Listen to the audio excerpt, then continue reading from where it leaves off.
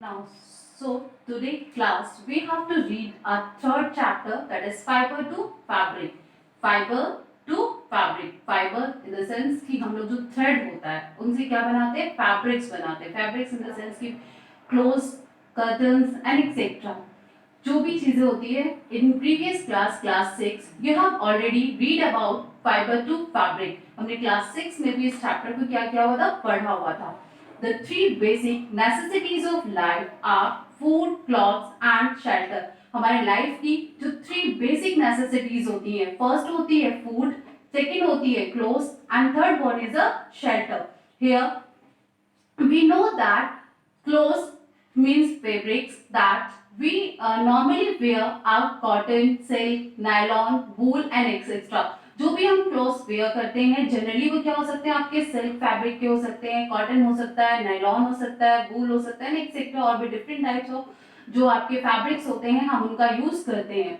These clothes are made from fibers. ये clothes किससे बने होते हैं, आपके फाइबर्स से बने होते हैं, which are naturally available to us और मैन मेड, जो कि हमें नेचर से मिलते हैं या फिर उन्हें आर्टिफिशियली या मैन मेड तरीके से हम लोग क्या करते हैं, प्रिपेयर करते हैं.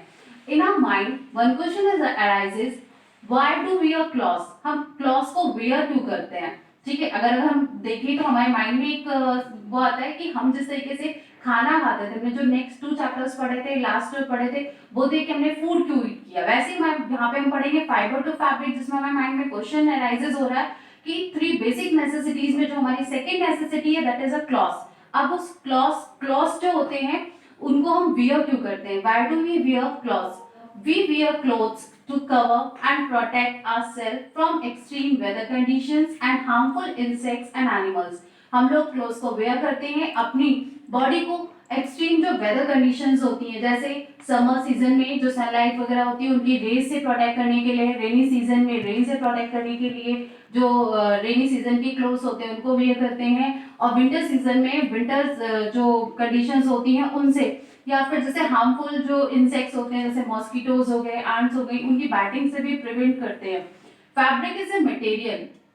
The another question arises in our mind, what is a fabric? ठीक, fabric is a material that is woven from fibers. Fabric वो मटेरियल्स होते हैं जिनको हम वुवेन करते हैं. वुवेन करने का मतलब होता है बुनाई करना, बनाना, किसी चीज को सिल कर मशीन से या किसी तरीके से क्या करते हैं, स्टिचिंग करके, मतलब एक धागे को दूसरे धागे से जोड़ जोड़ के बिना बना के एक फैब्रिक तैयार किया जाता है, क्लॉथ तैयार किया जाता है. फ्रॉम फाइबर्स नेचुरली और आर्टिफिशियल, या तो वो नेचुरल होगा या फिर कैसा होगा, आर्टिफिशियल होगा. In order to make dress material, curtain and etcetera, जिनसे आपकी ड्रेस मटेरियल्स बन सकती हैं, कर्टन्स बनते हैं, और भी बहुत सारी आती हैं, कारपेट्स होते हैं. ठीक है, ये सारी चीजें आपकी बनती हैं. Fibres are classified into 2 categories, natural fiber, artificial fiber. Natural fiber, the fiber which we obtain from our nature, वो फाइबर्स जिनको हम कहां से ऑब्टेन करते हैं, नेचर से ऑब्टेन करते हैं, यानी हमें नेचुरल तरीके से जो मिले, जो हमें प्लांट्स या फिर एनिमल्स से मिले, वो हमें क्या कहलाते हैं, हमारे नेचुरल फाइबर्स कहलाते हैं. एंड आर्टिफिशियल और man made fibres means the fibres which are chemically which are prepared by the man by the process of artificial, यानी कुछ केमिकल्स का यूज करके. ठीक है, उन केमिकल्स को यूज करके हम क्या करते हैं, फाइबर्स को बनाते हैं. उन फाइबर्स से हमारे फैब्रिक्स तैयार होते हैं, तो उन्हें हम बोलते हैं आर्टिफिशियल फाइबर. आर्टिफिशियल फाइबर्स में आपके आता है nylon, rayon, acrylic and etcetera. These are artificial fibres which we read in class 8. Now in this chapter we will read about animal fibers only. Natural fibers further classified into 2 categories. One is a plant and another one is a animal. जो आपका natural fibre है वो 2 categories में divide है. एक आपका plant होता है और दूसरा क्या होता है, एनिमल होता है. Plant means cotton, flax, jute, linen and etcetera. जो आपका प्लांट फाइबर होता है जो हमें प्लांट से ऑब्टेन हो. ठीक है, प्लांट से ऑब्टेन होने वाले फाइबर्स, यानी जो हमें नेचुरल तरीके से, नेचुरल जो प्लांट्स होते हैं उन प्लांट से जब हमें फाइबर ऑब्टेन होता है तो हम उनको बोलते हैं प्लांट फाइबर्स. कॉटन, कॉटन सबने देखा होगा, क्लास 6 में आपने रीड भी किया था कि जो कॉटन होता है वो उसके बॉल से फाइंड आउट होता है. फ्लैक्स, ये इसके स्टेम से, फ्लैक्स प्लांट का जो स्टेम होता है उसके स्टेम से फाइबर को हम ऑब्टेन करते हैं. जूट, वो भी स्टेम से आपका मिलता है. लेनिन, ये भी आपका These are the examples of plant fiber. Animal fiber.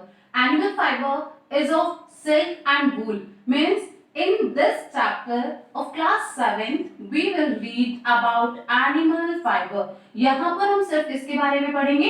Animals के बारे में पढ़ेंगे कि एनिमल्स से हमें कौन कौन से फाइबर मिलते हैं. One is a silk and another one is a wool. एक आपको सिल्क मिलता है और दूसरा क्या मिलता है? वूल मिलता है. Now in a short way we will read plant fibers. Mainly cotton and flax are major natural cellulose fibers. ये आपके कैसे फाइबर्स होते हैं? सेलुलोज. सेलुलोज एक तरीके का आपका कॉम्प्लेक्स कार्बोहाइड्रेट होता है. ठीक है, ये एक तरीके का क्या होता है आपका? कॉम्प्लेक्स. यानी यहाँ पे एक टर्म है आपका सेलुलोज जो कि कॉटन और फ्लैक्स में प्रेजेंट होता है. Cotton a seed fibre grows with in a pod or a ball from developing seeds. या आपके बीज के डेवलपिंग जो सीड्स होते हैं उसकी जो पॉड होती है उसमें बॉल्स के फॉर्म में प्रेजेंट होता है. Flax is obtained from the stem of the plant. Animal fibre. Silk is the secretion of silk caterpillar. Silk का जो सिक्रेशन होता है वो सिल्क कैटरपिलर से मिलता है. यानी जो सिल्क वॉर्म होता है उससे आपको क्या मिलती है? सिल्क मिलती है. And wool is the hair and और द फर ऑफ एनिमल्स. जो वूल होता है आपको वो किससे मिलता है? हेयर ऑफ एनिमल्स होते हैं या फर्स होते हैं. ठीक है, these fibers, these animal fibers यानी here we will read in this